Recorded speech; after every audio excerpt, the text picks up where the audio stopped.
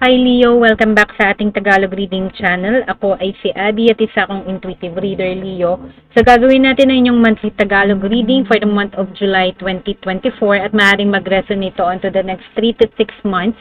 Ang timestamp ng reading sa kasalukuyan ay 3:20 PM at July 30, 2024. Remember na ito ay isang collective reading, Leo, so maaaring mag-resonate sa certain collective energy na china-channel natin as of this time. At if it doesn't resonate with you, I will tap into your energy maybe next month. Alright? As simple as that. Sa mga new viewers natin, welcome po sa ating Tagalog Reading Channel. Sa mga current subscribers, maraming salamat as usual sa inyong pagtangkilik ng ating mga monthly Tagalog readings.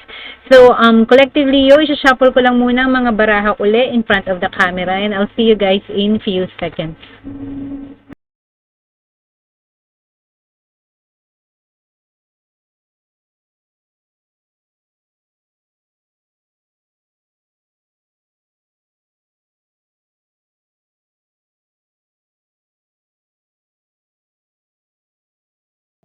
Hi Leo, welcome back sa ating reading. Again, simulan na natin. Kukuha tayo ng 7 cards as usual at gagamit tayo nitong deck na to na The Sacred Self-Care Oracle Deck by Jill Pyle. Alright? So, are you ready? Leo, okay? Kuha tayo ng 7 baraha. Cut lang uli natin sila ng 3 times. And one more time. Okay. Are you ready, Leo? Gusto ko pa ikat uli ng isa. Okay? Position 1, Leo. Position 2. Position 3. Fourth position. 5. Pang-anim. And at the center. Okay, no? So, parang nagre-regodo ng mga baraha ngayon. We shuffle them very well, no? Pero iba-ibang position lang yung iba. May repeating cards, no? Like, maybe you're channeling a zodiac sign na ginawa ko rin. Baka meron kayong moon and rising signs on those. So, better check na lang. Iba nating reading. Okay, Leo, nasa first position mo, yung kailangan mo i-release. Yung completely let go, yung bagay na kailangan mo nang finally gawin is ang sinasabi dito, alone time. So, maybe baka sa nakaraang months, buwan, and years, masyado tayong preoccupied, no? Lagi tayong napapalibutan ng mga tao or masyado tayong into socialization na sometimes kasi pag nasa socialization period ka, we tend to parang makalimutan kung sino tayo. 'Di ba? Kung ano yung ikaw sa core being mo. We might lose also or wander along the way, no? Baka maligaw ng landas or parang we just falter, no, or move away dun sa kung ano talaga yung real purpose mo. So, ang sinasabi dito, spend some time to connect with yourself. Spend some time naman sa sarili mo, me time. Do the things na gusto mo talaga. Kasi sometimes kasi we do activities as a group. It doesn't really have to be na parang yun yung talagang interest mo. Okay, they could be into another hobby, pero ikaw, you can ride along, pero it's not really something na you really want to do nun out of parang passion or hobby or interest. Kaya maaaring may iba kang interest na gusto mong i-pursue. So, ayun, it's about time na maybe you should pick up on those. Could also be baka matagal na tayong in a relationship. Di natin alam kung paano mag-isa. We don't know anymore how it feels like to be single. So, it's a new sensation or feeling or environment para sa'yo, no? A new experience. So, why not i-entertain yung experience na yan? Enjoy your singlehood. And you enjoy being single at hindi tied up pa sa motherhood or sa relationship. And it's perfectly fine. Lahat tayo may iba-ibang timeline. Hindi natin kailangan mag-rush into a relationship or into something to get along with or to socialize right away. Or maybe it's basically just a period of downtime or mental or socialization diet, no? And it's about time na listen muna to yourself, no? Sa higher self mo, sa iyong physical self. Ano ang pangangailangan mo sa sarili mo? Ikaw lang ang makakaalam niyan, Lilo. Okay? I hope it makes sense. Now, the second position, connect with your womb. Yung kailangan mo ipagpatuloy. Okay, so I kind of feel that there was this energy ng singlehood and we're rushing into maybe conceiving, having a family, no? Or conceptualizing an idea na gusto nating mangyari, no? Makita. Kasi, di ba, ang conceive is giving birth about something. Could be a child, it could also be an idea or dreams na gusto mong mangyari, okay? It could be literally giving birth or motherhood, kasi nandiyan yung alone time. It could also be yung alone time na to could spark creativity. So, continue doing that. Connect with your womb, meaning connect with conception or the birth of an idea. It could also be you're focusing on taking good care also sa yung reproductive system. Let's say for the women in their 30s and 40s like me, I'm still single. I can relate to this although I'm not Leo. I'm a Libra. No, I'm focusing on maybe eating good foods, no, to take care of my reproductive system, sleep at the right time, try to sleep early kasi pag medyo napupuyat tayo, nasasanay tayong mapuyat, no, we tend to parang mag-age ng mabilis. So, it's also about taking care of that, no, sa yung ability mo to conceive and at the same time, yung kailangan mo ipagpatuloy to conceive or to be more creative. Remember, it's a manifestation. It's like parang ikaw yung artist and then yung mundo mo yung blank canvas. Okay? So, parang may energy doon na it's about time na ipagpatuloy mo na mas maging creative din, no? Yung creative spark mo at yung period na to na magkaroon ng maraming idea na gusto mong gawin. So, I have so many things in my mind na kailangan kong gawin. Yun, nararamdaman ko. At yun din ako, no? Nakaka-relate ako sa inyo. So, I hope it's making sense so far. It's about time to pursue them. Okay?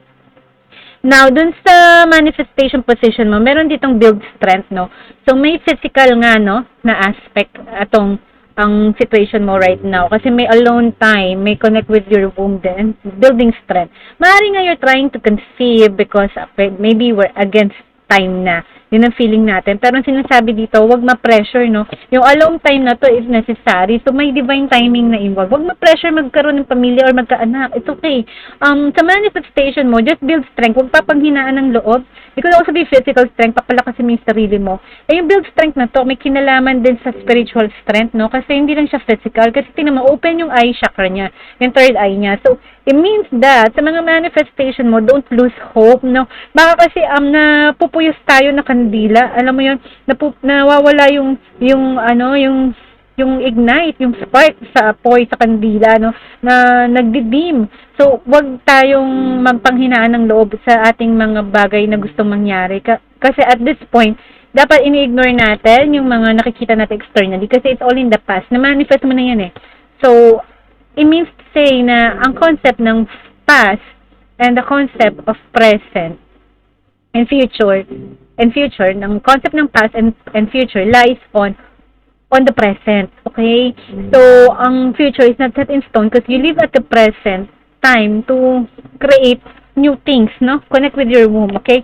So, use this alone time or use your inner work, yung me time mo to eventually build up, no? Mag-conjure up or mag-accumulate yung strength, yung inner strength mo specifically on things na gusto mong ma-manifest sa 3D, okay? Huwag tayong panghinaan or mag-lose hope na baka hindi ito mangyari, baka hindi ito maganap, baka, this and that. So, walang doubt dapat pag mag-manifest tayo, lakasan pa natin ang loob natin, okay? Leo, right? Now, Leo, sa 4th position natin, spend time with friends na external energies. You could be, choose your friends wisely, no, sa external energy natin. May iba-ibang kasing level ng friendship, Leo, okay? There are people na nandyan lang for good times. There are people na nandyan sa'yo in good times and in bad times. So, basically, spend time with friends na in alignment kung ano yung gusto mo. Tingnan mo to, nagka-crystal sila, nagka-tarot, okay, may mga manifestation, may mga tire, nagiinuman sila ng tea. It's more like, spend time with quality friends na tutulungan ka na mag-grow ka, no? Spiritually, okay? You will learn something from them, no? And not only for the good times, no? Ito yung mga friends na ka-align mo ng vibration, okay? Yung ka-wavelength mo, yun yung external energy mo. You could be more spending time with this kind of people for the next 3 to 6 months, Leo. So, just be mindful na if it doesn't align with you, ang energy ng mga friends na yan, then it's about time not to consider them doon sa inner circle mo. Only those na in alignment sa'yo. Like, parehas kayong mahilig sa tarot, parehas kayong mahilig sa crystal, parehas kayong mahilig sa law of assumption. So, kailangan ka-vibrational frequency mo sila. Okay? Now, it's more like an advice for you. If not, then there are parang maling kaibigan para sa'yo, Leo. Okay? Now, yung kailangan mo namang ibigay sa sarili mo is connect with fire. Yes. Fire represents strength, passion, intensity. Kasi, nakita mo to, connect with your womb. Womb, diba? Sinabi ko, it could be creativity spark. So, and it represents fire. Fire is passion. Yung eagerness mo to do something, that yung desire mo. Okay? Magbe-benefit ka dito. Like I said, hindi mo dapat takawalan yung hindi ka pwedeng maupos na kandila, no? Yung sabi ko nagdidim na apoy, you cannot make this up. Connect with your womb sa yung creativity at sa passion mo. And pick up from there, no?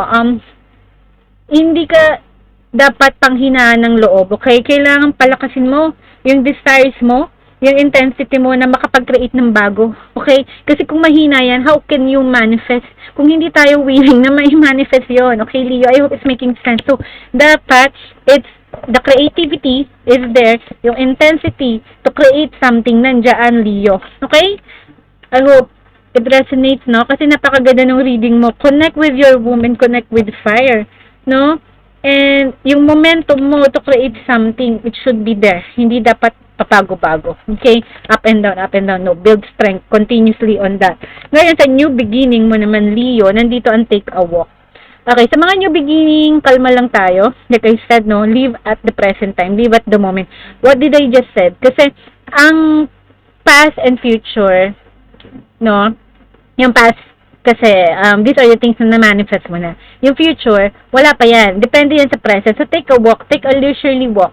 Kalma lang tayo. Hindi natin kailangan magmadali sa paglalakad. Hindi strolling, hindi jogging, hindi running, hindi biking. Tingnan mo siya, naglalakad lang siya. Parang a walk in the park. So, yung mga new beginning mo, it will feel and look easy. Okay? And it's okay. Yun ang sinasabi dito. Hindi mo kailangan na ma-stress sa mga bagong simula, mag-worry sa bagong simula. Hindi natin kailangan magmadali sa destination natin, or hindi mo rin kailangan mag-look back. Walang naglalakad ng paatras, di ba? So, it's more like an advice sa'yo sa mga bagong simula na papasok sa'yo ngayon, Leo. On to the next 3 to 6 months. From July on to the next 3 to 6 months. Ngayon, sa lesson, ang daming connect. Connect with your womb, connect with fire, at yung nasa gitna mo, connect na naman.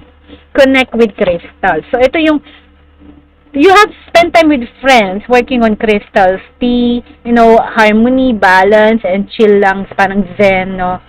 Working yourselves out sa mga, manifestation, dreams, no? You could also be journaling together, brainstorming ideas.